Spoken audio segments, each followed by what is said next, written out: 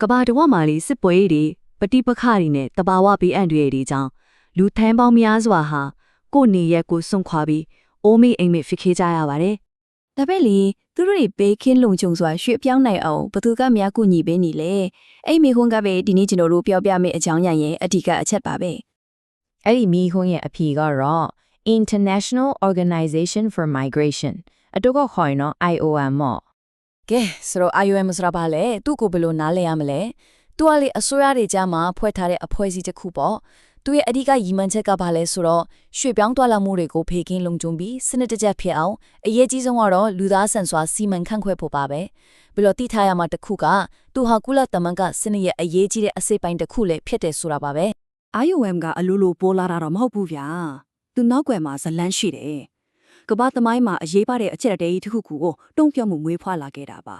ကဲသူ့ရဲ့ဇစ်မစ်ကိုတစ်ချက်လောက်ပြန်ကြည့်လိုက်ကြရအောင်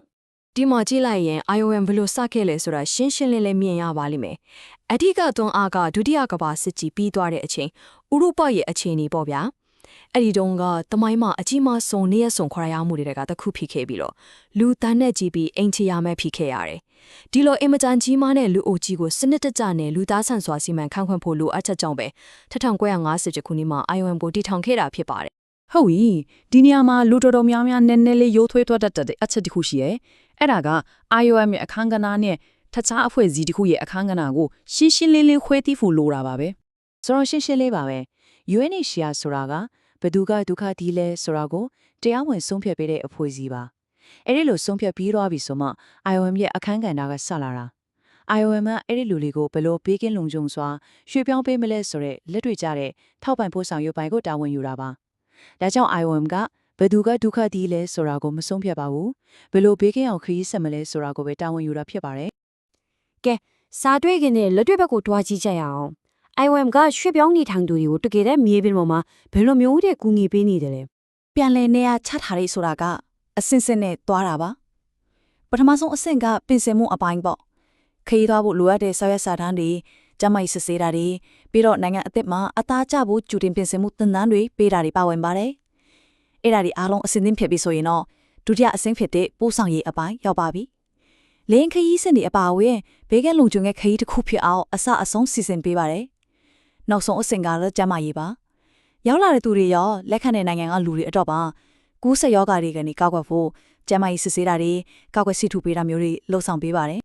IOM ရဲ့အလုပ်ကပြန်လည်နေရာချထားရေးတစ်ခုတည်းနဲ့တင်မပြီးသေးပါဘူးတခြားအရေးကြီးတဲ့အလုပ်တွေအများကြီးရှိသေးတယ်ဥပမာအရေးပေါ်အခြေအနေတွေမှာဆိုရင်ခိုးလုံစရာနေရာတွေတောက်တုံးရေးသက်လို့အခြေခံအကူအညီတွေပေးရတယ်တချို့ကကိုယ့်နေရက်ကိုစံတိုင်းလျောက်ပြန်ခြင်းတဲ့ခါမှလည်းကူညီပေးရတယ်လို့နေရာသစ်မှာအခြေကျတော်တဲ့သူတွေကိုလည်းအသက်မွေးဝမ်းကြောင်းတင်တန်းပြီးပြီးလူဖွဲ့စည်းရဲ့ကြံဝင်ဆက်နေအောင်ပံ့ပိုးပေးပါသေးတယ်ကဲနောက်ဆုံးအပိုင်းအနေနဲ့ပေါ့နော် IOM ရဲ့အခန်းကဏ္ဍဟာဒီနေ့ခေတ်ကြီးမှာဘာကြောင့်ပို့ပြီးတော့တောင်အရေးကြီးလာတဲ့နဲ့ဆိုတာကိုကြည့်လိုက်ကြရအောင် ကျွန်တော်တို့နေထိုင်နေတဲ့ဒီကဘာကြီးမှာလေမပြီးဆုံးတဲ့ပฏิပတ်ခါတွေယာဒီဥတုပြောင်းလဲမှုရဲ့ဆိုးကျိုးတွေပြီးတော့စီးပွားရေးမတည်ငြိမ်မှုတွေကလူတွေကိုနေရစွန့်ခွာဖို့အရင်ကထက်အများကြီးပို့ပြီးတွန်းပို့နေတာပါဒီလိုကဘာနဲ့အဝံရွှေ့ပြောင်းထွာလာမှုတွေများတဲ့နဲ့များလာတာနဲ့အများ IOM လို့အဖွဲ့အစည်းရဲ့လိုအပ်ချက်ကလည်းအဲ့ဒီအတိုင်းတာနဲ့အများပို့ပြီးကြီးမားလာနေတာပါပဲဒါကြောင့်မို့လို့ရွှေ့ပြောင်းသွားလာမှုဆိုတာဟာကျွန်တော်တို့ခေတ်ရဲ့အဆုံးဖြတ်တင်နိုင်တဲ့အရေးကြီးကိစ္စရဲ့တစ်ခုဖြစ်နေပြီးတော့ဒီဖြစ်စဉ်တစ်ခုလုံးကိုဘေးကင်းလုံခြုံစွာနဲ့လူကုန်တိတ်ခါကိုလေးစားမှုအဖြစ်နဲ့ဖြစ်မြောက်စေရင်မှာ IOM ဟာတကယ်ကိုမရှိမဖြစ်ရေးပါတဲ့အခန်းကဏ္ဍနဲ့ပါဝင်နေတယ်ဆိုတာရှင်းလင်းနေပါတယ်ကဘာကြီးကတော့အများနဲ့ပြောင်းလဲနေမှာပဲလေအဲ့ဒီတော့ရွှေ့ပြောင်းသွားလာမှုရဲ့ပုံစံတွေကလည်းပြောင်းလဲနေမှာပါပဲဒီတော့စဉ်းစားစရာတစ်ခုကတော့အနာဂတ်မှာရွှေ့ပြောင်းသွားလာသူတွေကိုကူညီပေးတဲ့ပုံစံတွေဟာဘယ်လိုများပြောင်းလဲတိုးတက်သွားဖို့လိုအပ်လာမလဲဒီမေကွန်းလေးနဲ့ပဲဒီနေ့အတွက်နှုတ်ဆက်လိုက်ပါစီ